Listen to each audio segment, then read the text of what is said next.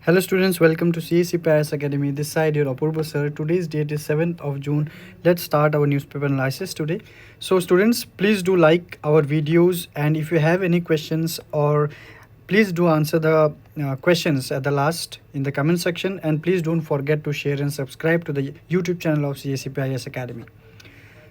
So I hope you have joined the Telegram channel of CACP underscore Assam, so that you can get the PDF that we are doing with the analysis. So let's, without any delay, let's look into the topics that today we will be discussing. So today there's no so much topics, but we have only five. There's the first one is the G7 summit, where we will be seeing that India has been invited by Canada to attend the meeting. Then we will discuss a very crucial part of society, urban loneliness in children. So we will be discussing in detail about it, because this is a topic which may not be important for your prelims, but it is very very important for your mains examination, because ये जो है ये GS1, GS2, GS4 और उसके साथ साथ ये ऐसे पेपर में भी आ सकता है. So next is world bank poverty estimates, जहाँ पर आप देखोगे कि वर्ल्ड बैंक ने रिवीजन किया है पॉवर्टी रेट्स में, जो इंटरनेशनल पॉवर्टी लाइन है उसमें रिवीजन लाए हैं. Next RBI repo rate impact, जो आज के डेट में हेडलाइंस में ये धूम मचा रहा है. And lastly wild life bio banking in India. The first one is G7 summit. तो न्यूज़ क्या है? The news is the upcoming 51st G7 summit scheduled for June 15 to June 17, which is to be held in Kananaskis, Alberta in Canada. All right, and along with that, another news is that our Prime Minister Narendra Modi has been invited by Canadian Prime Minister Mark Carney. Okay, so let's see what is G7. G7 stands for Group of 7 countries. So what is this? This is an informal, not a formal institution, but they are an intergovernmental organization, where actually an institution is not found, but this is a kind of a group of the 7 countries. And if you see, these 7 countries are the developed economies of the world.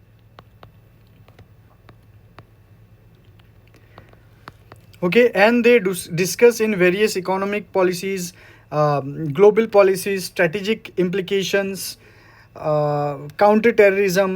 So they discuss. Along with that, in countries such as India and European Union also participate in such meetings. So from prelims perspective, questions can be asked कि G7 में कौन से countries है या फिर कौन से countries नहीं है. तो आप इस लिस्ट से इसको आप याद करके रख दीजिए. Now, what is the purpose and function of G7?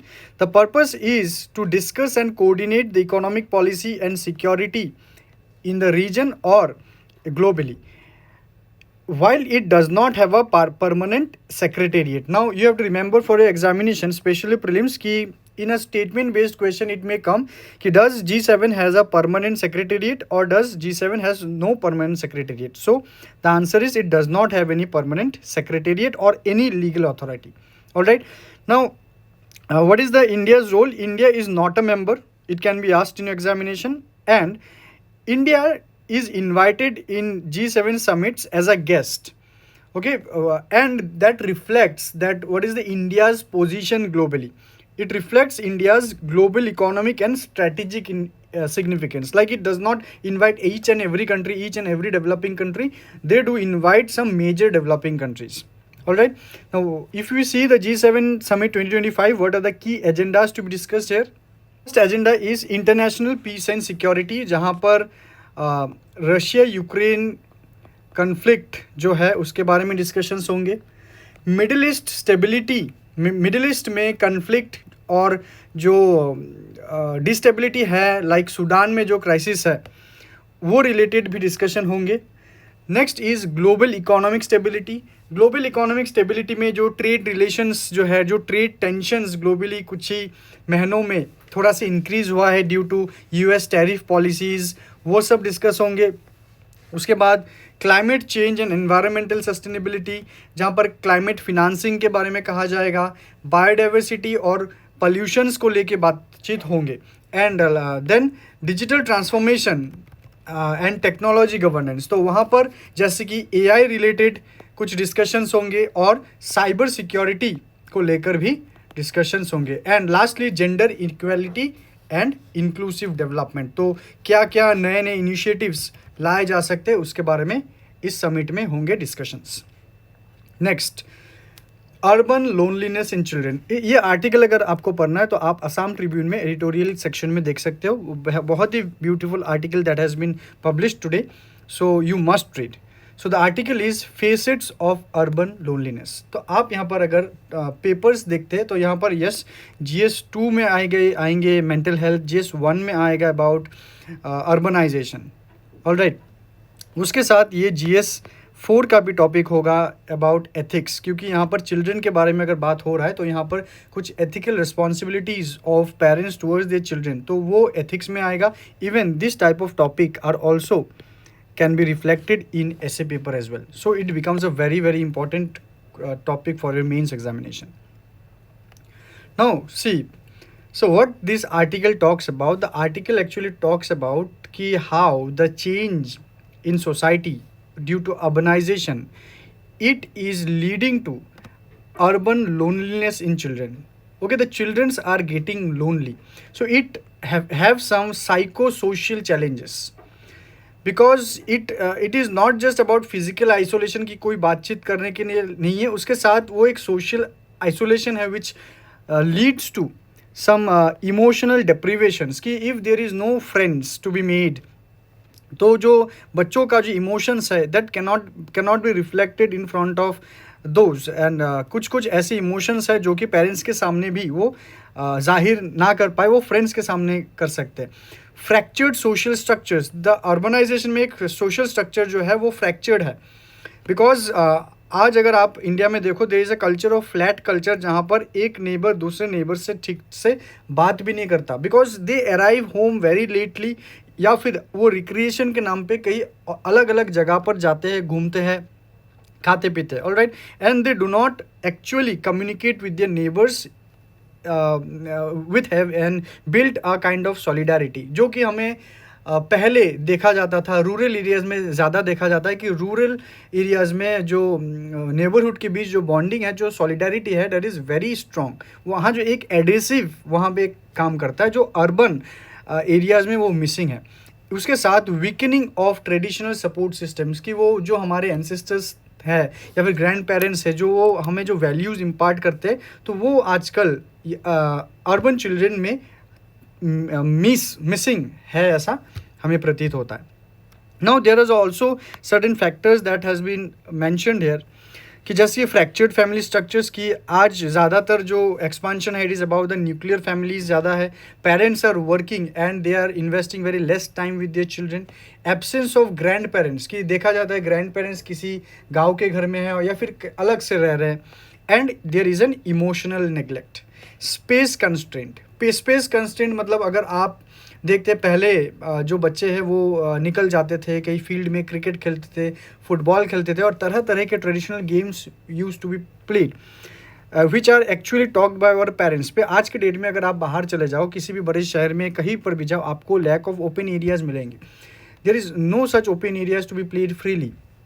अगर आपको ओपन एरियाज़ में जाना है then you have to pay for on an hourly basis.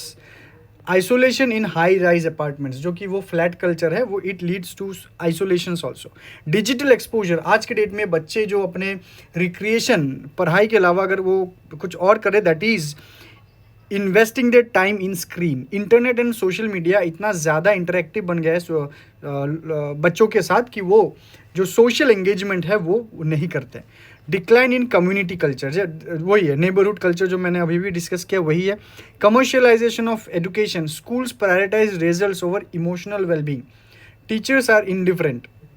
जो स्कूल आज के डेट में रिजल्ट्स को ज़्यादा प्रायोरिटाइज कर रहा है and they usually neglect the emotional wellbeing of their students. And last, peer pressure and consumerism, कि आज के डेट में जो हम टीवी में एडवर्टाइज देखते हैं, मोबाइल फ़ोन में एडवर्टाइज, तो हमें बहुत चीज़ें चाहिए होता है, तो वो डिमांड हमें फुलफिल करने के लिए we have to constantly work and we do give very less time to our children. तो वही बहुत ही अच्छा आर्टिकल लिखा गया है, please do read from the Assam Tribune.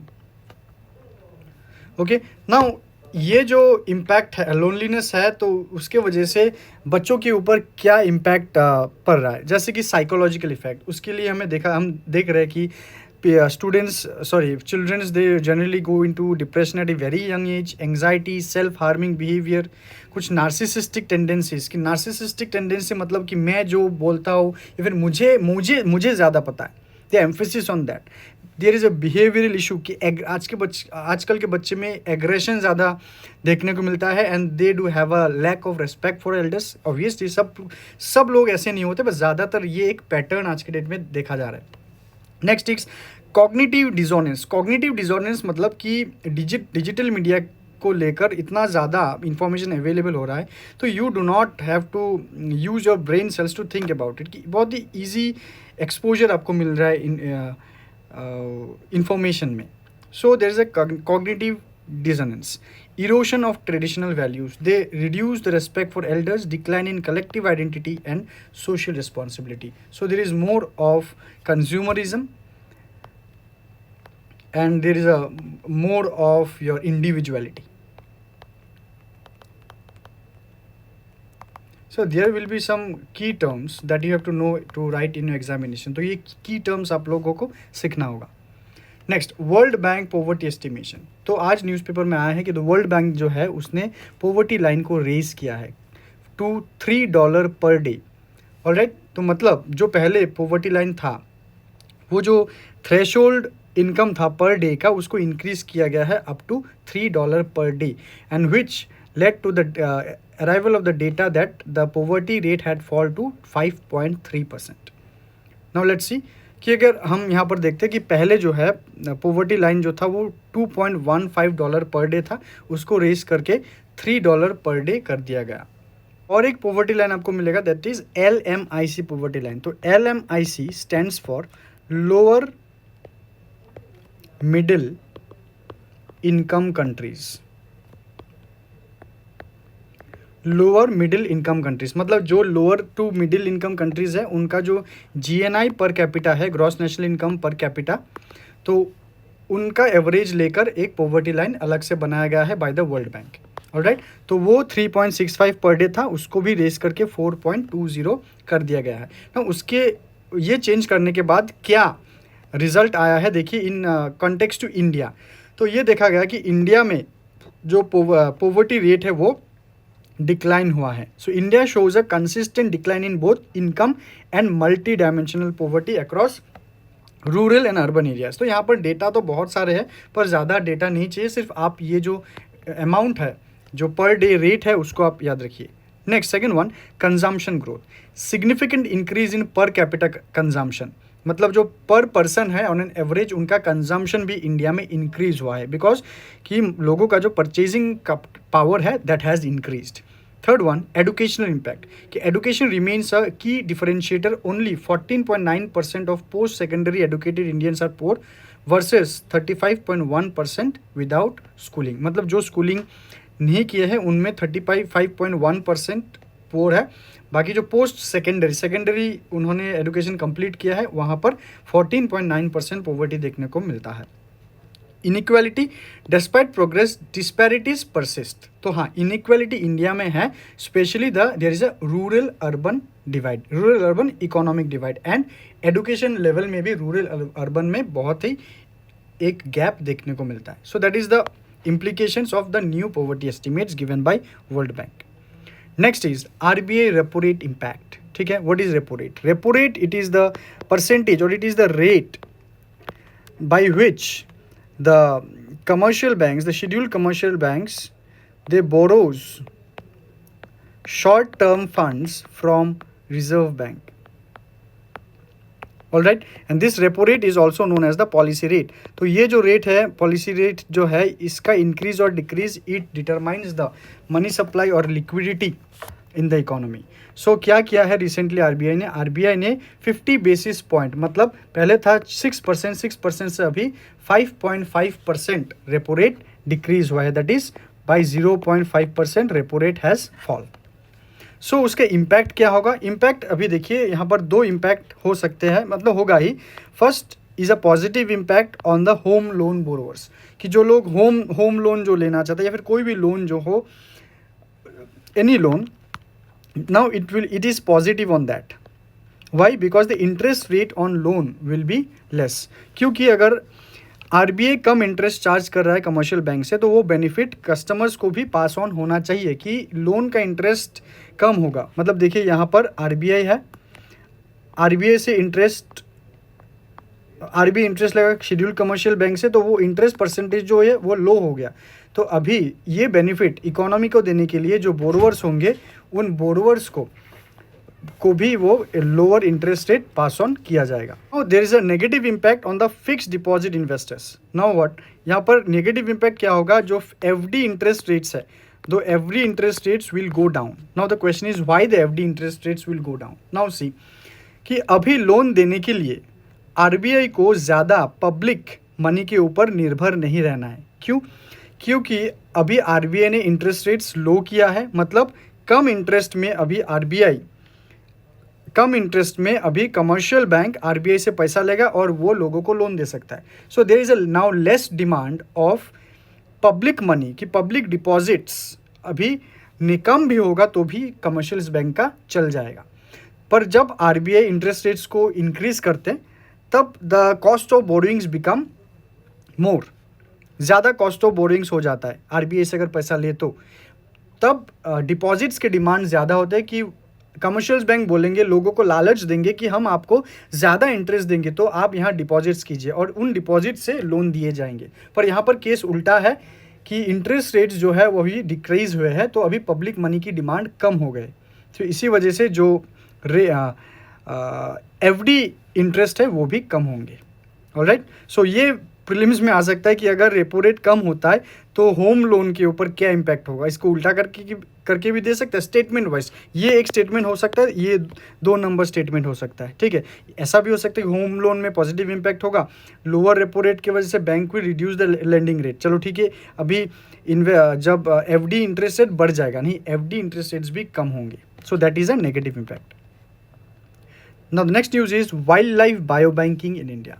So this is a topic of your GS3, जहाँ पर आपका एनवायरनमेंट भी आएगा, साइंस एंड टेक भी आएगा, क्योंकि एनवायरनमेंट में यहाँ पर वाइल्ड लाइफ और साइंस एंड टेक में आता है bio banking. So what is the news? The national zoological park in Delhi, in collaboration with centre for cellular and molecular biology Hyderabad, is exploring the establishment of an on site bio bank. On site मतलब ये हो जाएगा ex situ कंजर्वेशन, ठीक है। Now see what is a bio bank. Bio bank का मतलब क्या है? जो स्पीशीज़ थ्रेटेंड है, मतलब जो एंडेंजर्ड है, जो विलुप्त होने के कगार पे है, तो उनके बायोलॉजिकल सैंपल्स जैसे कि DNA, टिश्यूज़, गैमेट्स, ऑर्गन्स, उन सबको प्रिजर्व किए जाएंगे फॉर रिसर्च एंड कंजर्वेशन। तो what is the objective? Objective क्या है कि उन जेनेटिक मटेरियल को प्रिजर्व किया जाएगा कि फ्यूचर में अगर उनकी पॉपुलेशन और भी ज़्यादा डिक्लाइन हो, उनको रिवाइव किया जाए from wild and captive species for research, breeding and future rewilding effort, ठीक है। तो वो बायोडाइवर्सिटी में रिस्टोर करने के लिए ये बायो बैंक कार्यकारी है।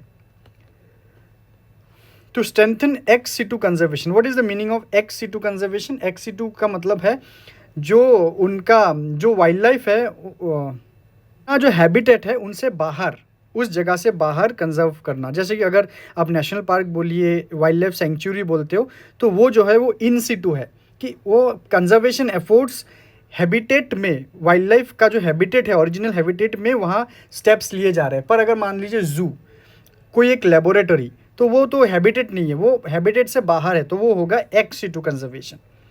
नेक्स्ट, कौन सी इम्प्लीमेंटेशन एजेंसी है इस काम में? The first one is national zoological park, तो वहाँ किया जाएगा, वो जगह है। Number 2 centre of cellular molecule, centre for cellular and molecular biology, वो देंगे अपने technical expertise. And central zoo authority, it will give the regulatory efforts and financial support to the project. So next question is कि पूछा जा सकता है कि preservation और स्टोरेज कैसे होंगे. तो यहाँ पर अगर आप ये पिक्चर देख सकते हो, इट इज़ इन दार्जिलिंग. ये दार्जिलिंग जू का है. तो इंडियाज़ फर्स्ट बायोबैंक, ये याद रखिए, India's first biobank is in Darjeeling जू.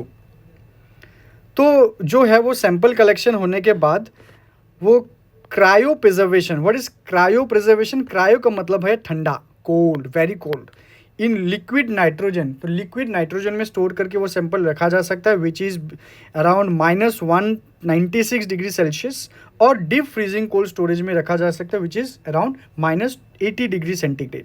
तो वैसे सैंपल्स को स्टोर किए जाएंगे.